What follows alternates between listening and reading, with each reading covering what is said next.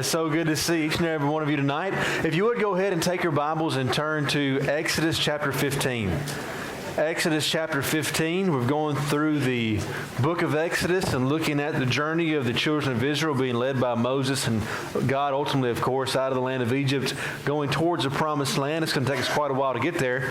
And so far in our class, we've looked at the 10 plagues. We've looked at the initial Exodus out of Egypt, going over the Red Sea, God parting those waters, and the celebration that takes place after the waters enclose upon the Egyptians and kill and drown Pharaoh's army that's there trying to pursue the Israelites in the Red Sea. And so now we're going to pick back up with Exodus 15, starting in about verse 22, and we're going to see what takes place in between the victorious crossing of the Red Sea and then what takes place at Sinai, where God gives, through Moses, his law to the people. And so in between that, we're going to see God's provisions here in lesson 11 of Exodus as we look at chapters 15 to chapter 18. And so let's go ahead and see on our map.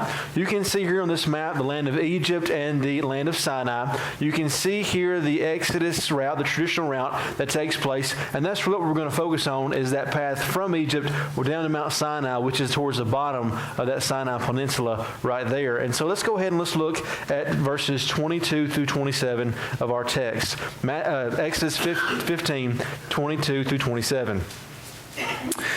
Then Moses made Israel set out from the Red Sea, and they went into the wilderness of Shur. And they went 3 days in the wilderness and came and found no water. And when they came to Marah, they could not drink the water of Marah because it was bitter, and therefore it was named Marah. And the people grumbled against Moses, saying, "What shall we drink?"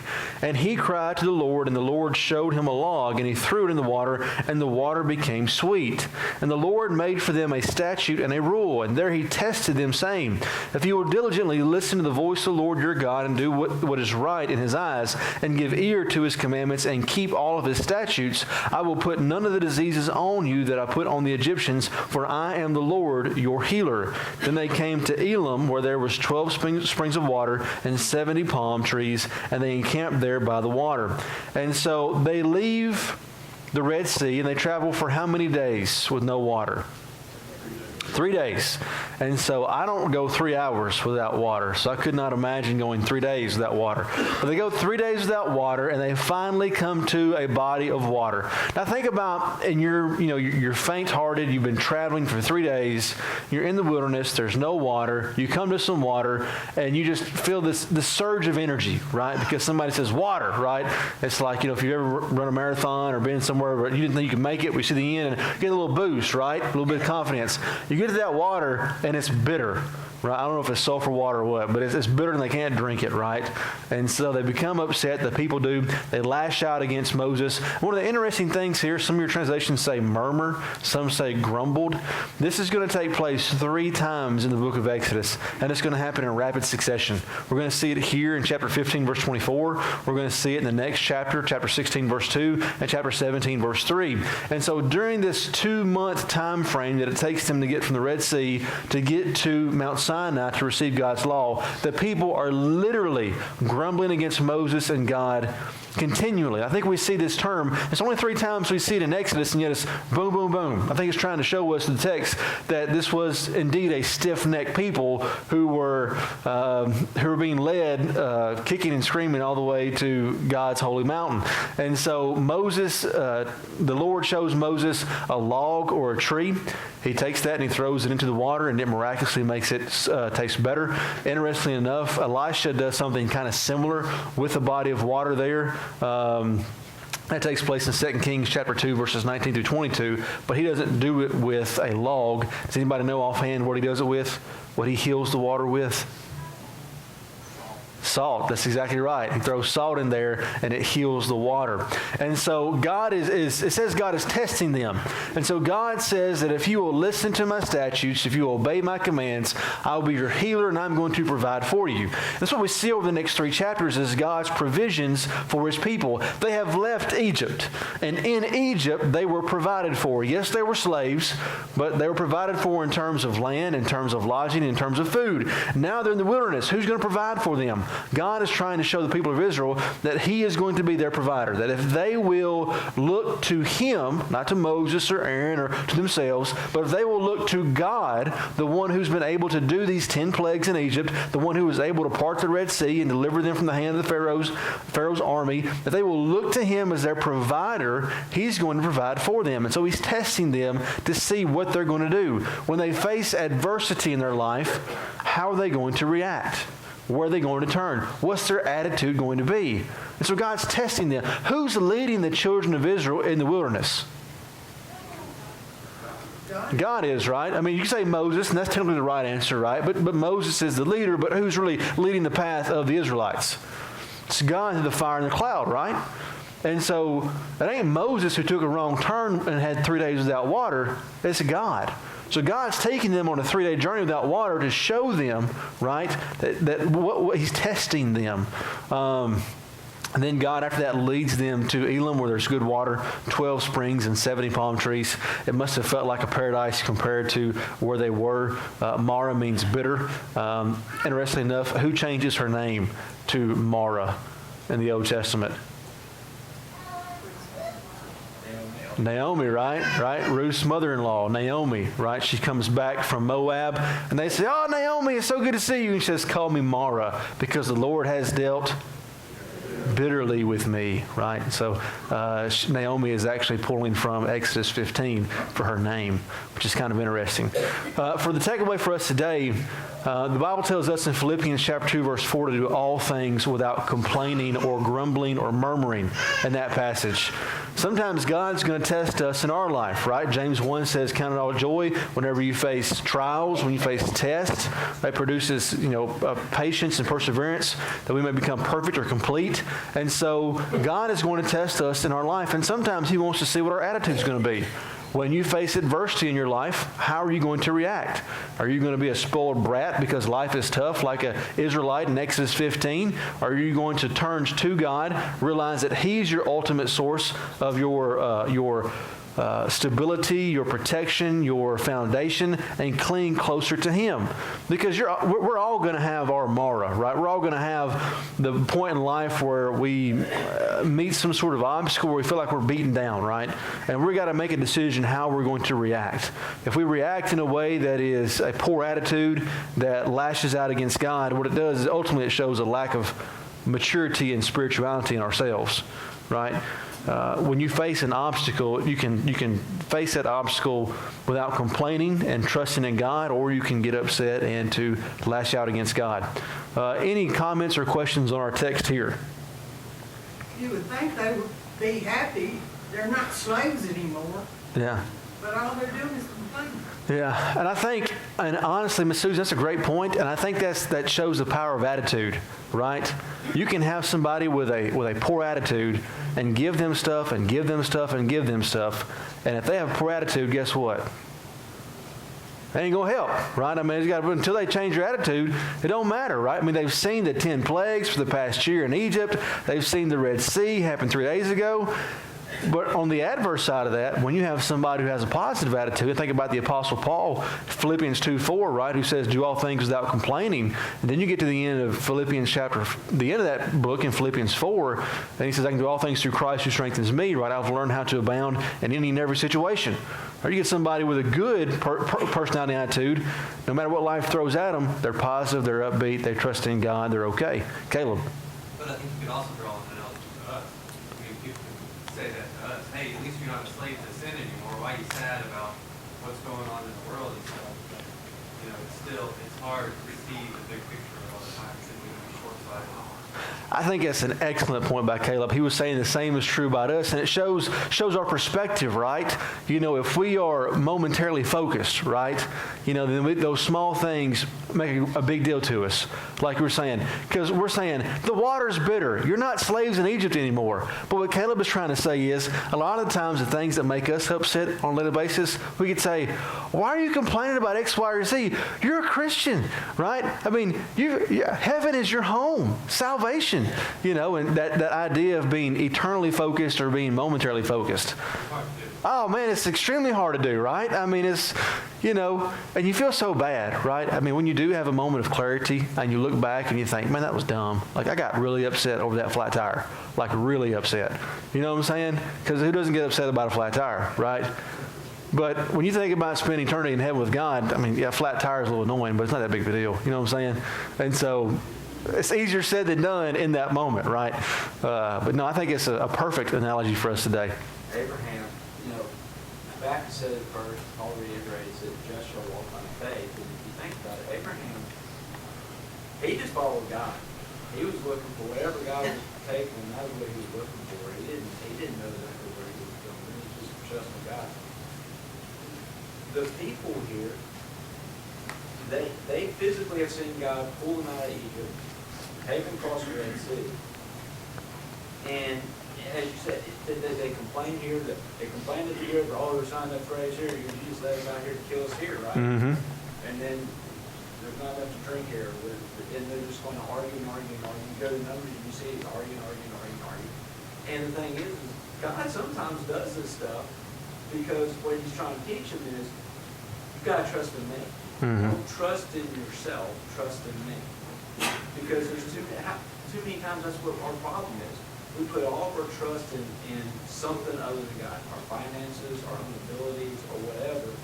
And sometimes we just got to sit back and trust in God.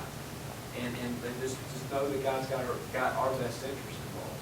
I think what Todd says aligns so well when you mentioned Abraham, and I can't help but think of Abraham, the father of the faithful, trusting in God more than what he could see, and in Genesis chapter 21, 22, whenever he goes to sacrifice Isaac, 22, I believe, but it could be 21, I don't know. He tells the servants that are with him, right? He tells the servants, he says, God's told him, you're going to go sacrifice your son. And when he leaves, he tells the servants, me and the boy are going to come back. Abraham doesn't know that. But then you go to Hebrews 11, and it says that he believed that God was going to raise him from the dead. God did not tell Abraham that he was going to raise Isaac from the dead, and the Bible gives us no account at all of anybody ever being raised from the dead. Now, for us today, we can look back and we can see incidences in the Old Testament or where Jesus raises someone from the dead or an apostle raises someone from the dead. So it's not much of a stretch of us. Abraham's never, as far as we know, ever heard of anybody being raised from the dead by God. And he says, you know what? God promised me that my lineage was going to come through Isaac. He doesn't have kids yet. God doesn't lie. So Isaac can't stay dead if I do kill him. Right? And so it's this idea of trusting in God so much, he's willing to slit his son's throat because God says, you're going to have grandkids through Isaac. And he says, if God said it, then he's going to have to raise him from the dead, right? So, I mean, I think about that. It's such a powerful story. Wonderful. I'm sorry, Miss Kathy. Every time I read this, and it always says the total congregation, it always surprises me that there's at least, out of all of those people, the large total congregation, that there's not some small group that does not feel some encouragement or doesn't, say, wait a minute, we believe. Yeah. All of them fall into that category of burning. Yeah. There should be some faithful somewhere in here. Yeah, or an overwhelming number, right? Because, even when we get to the Mount Sinai, right, and we see so many people go after the golden calf, there's still some that haven't, right? It says total congregation. Yeah. And so... That amazes me that all of them fall. Well, Miss Kathy, if you spend enough time around people, you won't be... No, I'm just playing. No, I'm just playing. There's nothing like losing your faith in the public, like working with the public, right? Am I right? You gonna get amen, right? No? Too close to home? Okay, moving on.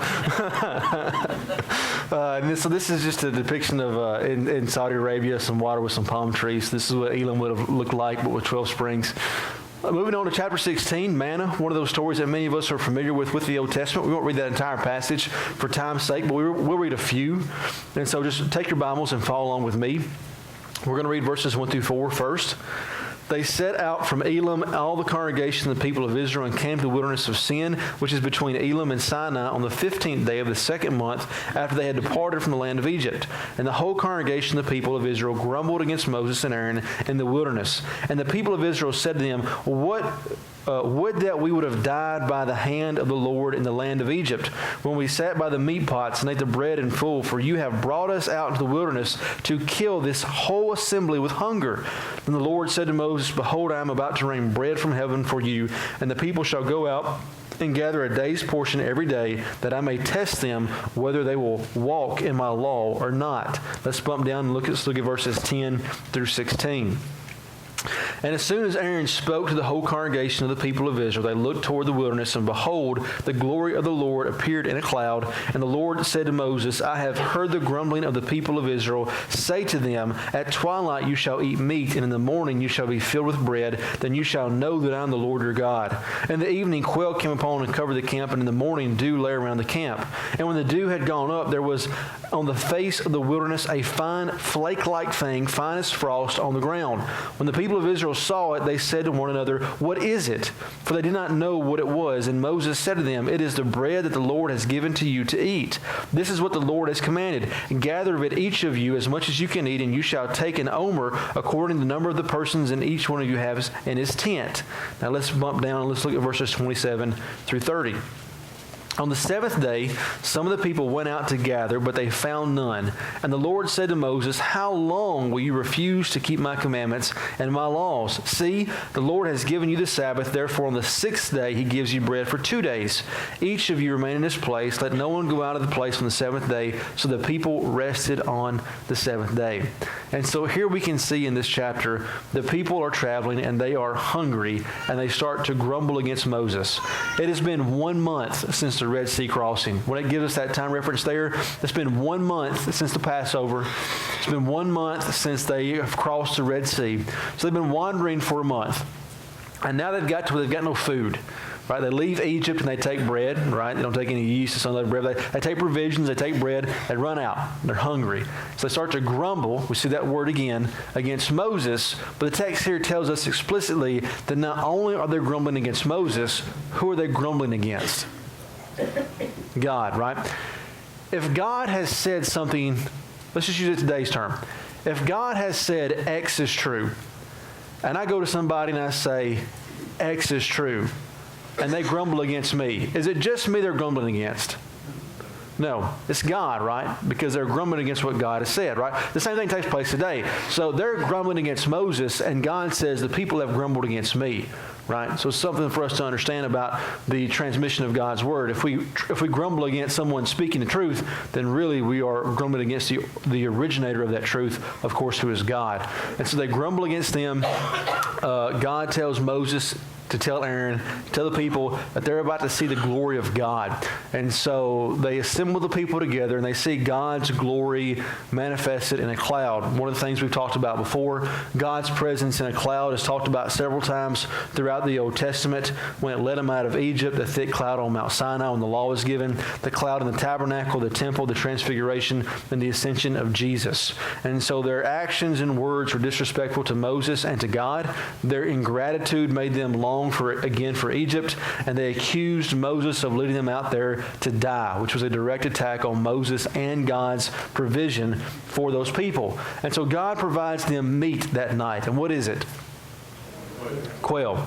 Now, he doesn't provide quail every night, right? He just provides quail for that night to give them some food. But he is going to provide something for them continually, and that is going to be manna. And manna comes from the Greek word, which is used here in the Septuagint, which literally means, what is it?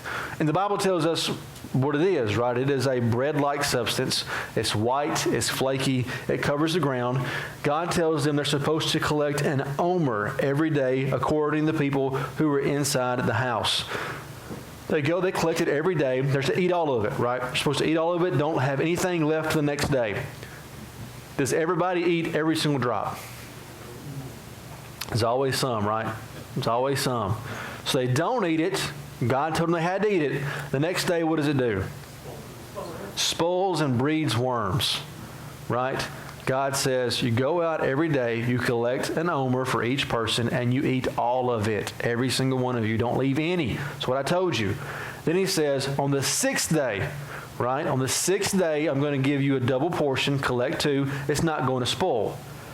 And so it's going to spoil. Every day you try to keep it over, but it's not going to spoil. Don't go outside the camp and try to collect it on the Sabbath day because there won't be any out there.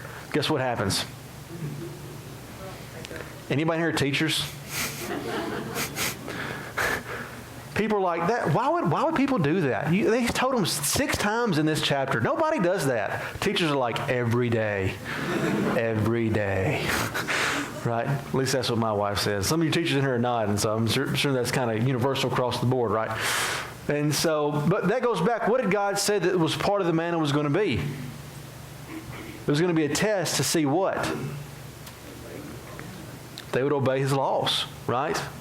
Some people pass. Some people get fail, right? Because God told them, look, don't save any. They saved some.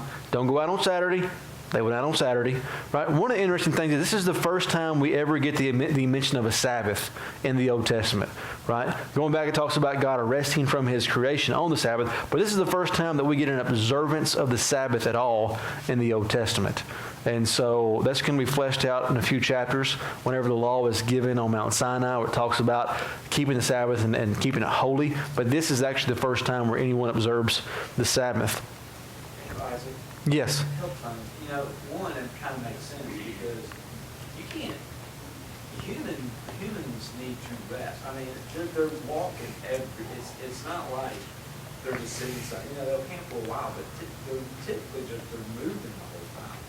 So, you need to rest and take a break. And, they got little ones. Yeah. Kids, So the second thing I find out is we laugh at that, but, every time I read this, it always puts me to the Sermon on the Mount where Jesus, in Matthew 6:33, and before that he says, don't worry about what you're going to eat, what you're going to eat. God knows all that. You just seek Him, you seek His righteousness, His kingdom first, then everything else is going to be taken care of.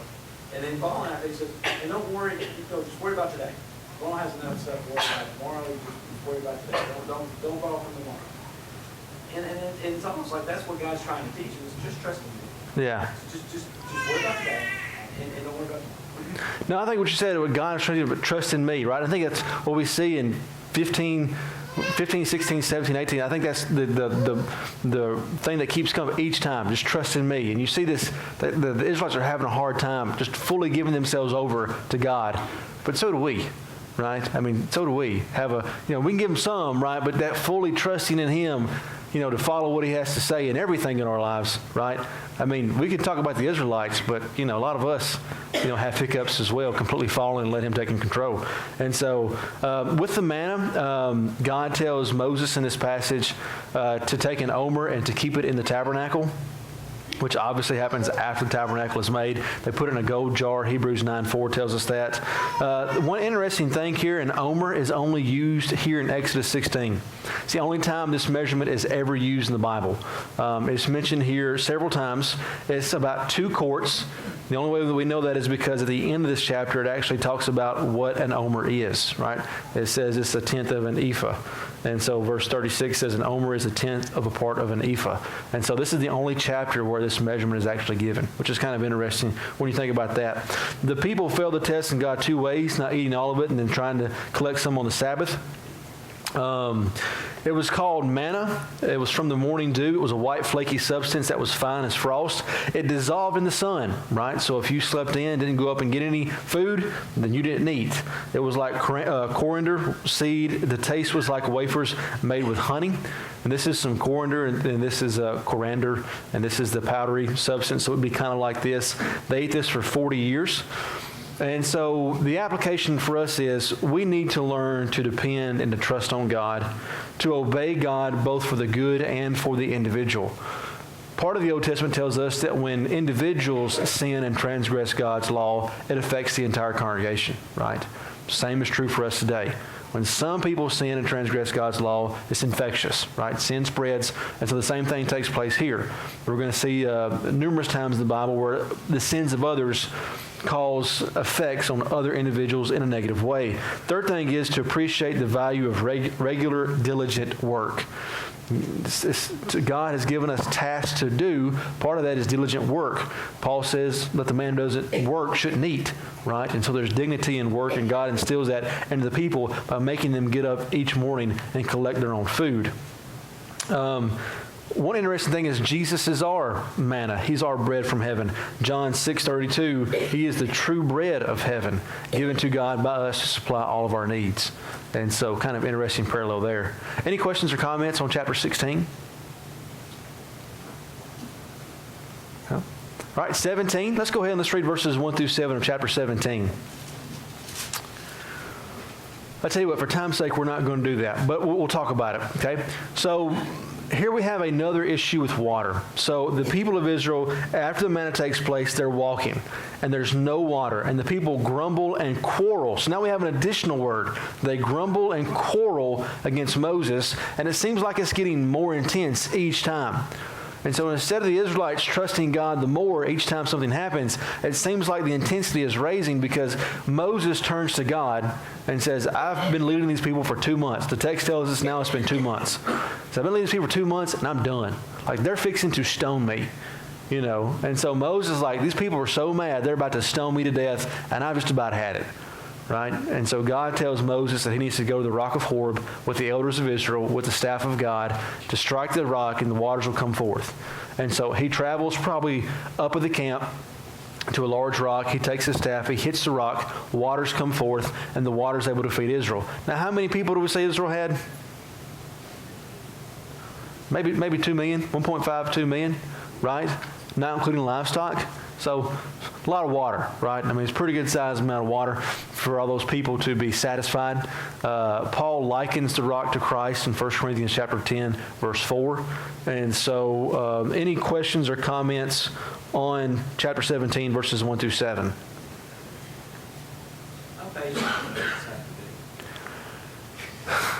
I mean, it would be tough, right? I mean, you really want to get, I mean, like, you know, Moses led the people for 40 years, and he strikes the rock instead of speaking to the rock a little bit later on. And you're like, that's the worst he did, man. That's pretty good, right? And, you know, he even talked about how killing people, you know, Yeah. Moses wipe them out and just raise people like that. Establish you, yeah. You know, you think about it, and we talk about Moses, but I always, how do you treat your elders in the church? Are you, or do we act to the elders like the people act to Moses? I mean, I would hate to be an elder and have to deal with that type of personality all the time. Because you're talking about putting yourself in at an elder, you know, who wants to deal with that? I don't want to deal with that at work, much less with members of the church. Yeah. You know? It's a great. Well, we got form tonight, so we'll just play. No, but it's hurtful, right? I mean, if you're in a business situation and you're trying to get somebody to do something and they're insubordinate, that's frustrating in and of itself, right? Because you have the authority in that situation. But when you're put in a situation like Moses or one of the elders here, and you're trying to lead people for their own salvation's sake, you know, for their own relationship with God, and for them to be insubordinate, backbiting, you know, I can't speak for the elders, but as a minister looking at the elders, it's very frustrating for me, right, for them, because it takes a lot. I mean, Moses gave up a lot. He was called by God, but I mean, that was a 40-year commitment to lead the people to the promised land that he didn't even get to go into. You know, and so no, I think you're right. I think it does show how we react to those in the church, right? Our peers, but especially the elders, and more so with Christ and the Lord and God Himself. And so, yeah. Did the Israelites not worship Lord when they were slaves? Yeah. They act like they have no relationship with the Lord. Yeah.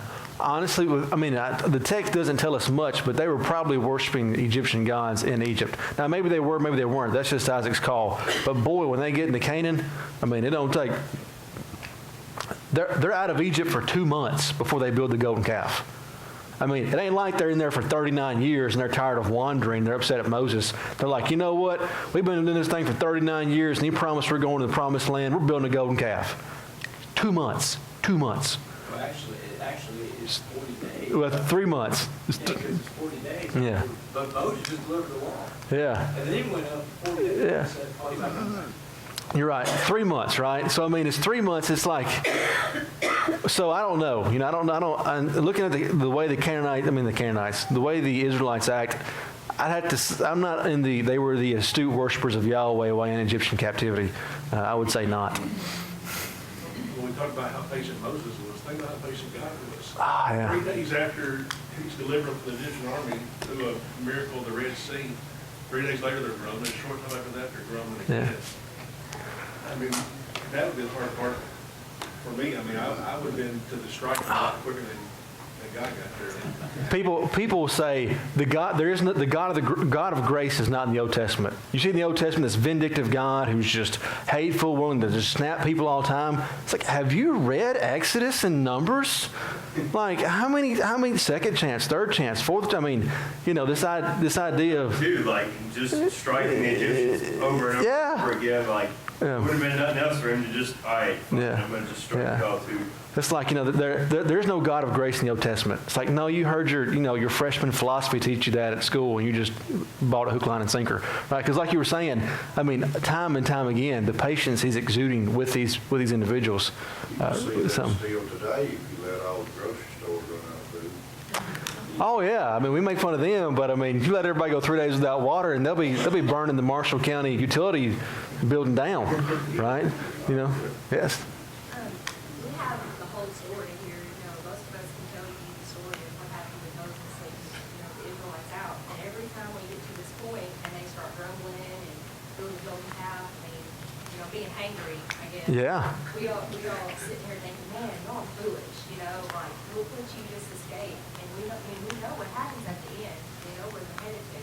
It just kind of makes me wonder, like, if somebody were to write down everything that I do in my life, if somebody reads, days or a year later reads that, what are they going to think? Yeah. Or are they going to say, man, that was really foolish of you. That was really foolish, you grumbled and complained, look what you got. Look where you're headed. Look how this ends up. Yeah. That kind of puts me in my place when I read this a lot of times where I'm like, yeah, they were grumbling, but, yeah, that's really foolish, but so do I. Well, when we read the epic of the Israelites in Exodus, I'm disappointed. But I think if people could read the epic of Isaac, there's probably a few places in my story where they'd be pretty disappointed too. And so I think most of us could say that, right? And so that's not to say that, well, none of us are perfect. Romans 6:1, we can't continue in sin, let grace abound. But it does, and in the book of Hebrews says, the fact that we're talking about, that you brought out, that they didn't know, right? They didn't see as clearly as we see because we live on this side of the cross. We know who Christ is, and we know what the ultimate victory looks like. And so we're held to a higher standard. So if God was upset with the Israelites for complaining and grumbling and kicking and screaming the entire way, what does that say about us, who are held to an even higher standard under the new covenant? So that's a great point. But God's never, even with Abraham and Jacob, Isaac and Jacob, God's never been this involved in their lives. True, yeah. I mean, really, he hasn't. And the second thing, there's 390 years, roughly, if you tell, 430, if you take 80 from Moses, and go back. God didn't, we don't have anything. And so these people, to me, the Israelites, they worship God, I don't know, but I will say this, their idea of God would be what the Egyptians' idea of God is, what they do for me now. Yeah. Not what will he do for me in eternity, or what will he do for me 3 weeks from now. Which isn't too different than most people's view of God today, right? So a part of that is they haven't ever had God involved. Nobody's had God involved like this. Yeah. Actually. Well, I like what Todd just said right there, and it's like, the Israelites, God, they can see God in the victory in the Red Sea, and what do? They're singing and dancing, right? 3 days go by, what are they doing? I wish you left us in Egypt, right? This stinks, And so what do we do, right? I mean, I say we colloquially, like sometimes in our lives, whenever we feel like God's blessing us and it's raining down blessings, and we're like, praise God, right? And then if stuff starts going wrong, it's like, where are you, Lord? Why is this happening? And sometimes we got that same mentality. Caleb? One thing real quick, it is interesting that all of these people, none of them came to the promised land. They all died. Yeah. Yeah. It's interesting. They aren't suffering for now and then getting a reward. Yeah. The kids get the reward. Well, and that's a great point that the writer of Hebrews brings out in Hebrews 4 and 5. The writer of Hebrews 4 and 5 says, those people were given a promise by God. I love you. I'm going to bless you. I'm going to lead you to the promised land. And the writer of Hebrews says, did they make it? The answer is no. He says they didn't make it because of their disobedience. God gave them a promise, but they didn't hope they're in the bargain. Then it goes into Hebrews 5 and says, so you better not miss it because of your disbelief. Right? So if we think God has promised us heaven as Christians and we can be disobedient, Hebrews 4 and 5 says, remember the Israelites. They were given a promise, but they didn't hope they're... So it's a great point. Moving on to chapter 17, verses 7 through 8. Verses 8 through 16. They're going there. They get towards Mount Sinai, and the Amalekites raid and attack Israel's rear, right? The stragglers, those who are weak. So the Amalekites are outside of their territory. This is the wilderness. This is no man's land. And they attack the Israelites. And this is really bad because the Amalekites are actually cousins to the Israelites. Amalek was the grandson of Esau. And then obviously Esau was the brother of Jacob, right? And so that's going to be one of the marks against these individuals who were kinsmen of Israel and yet were attacking them when they were vulnerable. God gets really upset about this. Moses tells Joshua to get the men ready for a battle tomorrow. Moses goes up on the top of the kind of the mountain range or rock so that he can be seen. He holds his hand up. While he's holding his hands up with the staff of God, the Israelites are winning. As he gets tired, his hands come down. What happens? As they start losing, right? So they get a rock for him to sit on, and then two men, Aaron and Hur, right, hold up his hands until the evening time, and the Israelites win a routing victory. Interesting tidbits here. This is the first time that Joshua is mentioned in the Bible. And so this is the first time we have any mention of Joshua. The interesting thing in our passage is in verse 14, it says, write this down and recite it to Joshua, kind of foreshadowing the fact that Joshua is going to be the next leader of the Israelites. Also, interesting tidbit, verse 14 is the first time writing is mentioned in the Bible. Obviously, writing is taking place before then, but this is the first time that writing is actually mentioned in the Bible, is in Exodus chapter 17, verse 14. Maybe a Jeopardy question someday. If you win it, I expect to have to do, right? So,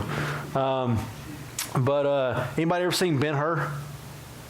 Ever seen Ben-Hur? Okay, this is where Hur, right? Judah Ben-Hur, right? Son of Hur. This is where the writer of that novel got that name from. One of the princes of Egypt. Josephus tells us he was actually married to Miriam and Moses' brother-in-law. Is that true or not? No clue, right? But that's just what Josephus says, which means it's probably not true, right? Okay. Joke? Anyway. Anyways, so God says there's going to be war with the Amalekites for generation to generation. He gives the task to Saul to wipe out the Amalekites. Does Saul do it? No. So David's got to fight them. Does David wipe them out? No. King Hezekiah, though, does wipe out the Amalekites, but it takes 750 years. And so it actually takes 750 years for the Amalekites to be wiped out after this raid takes place. Interesting, chapter 18. We've only got a few minutes left, but that's okay.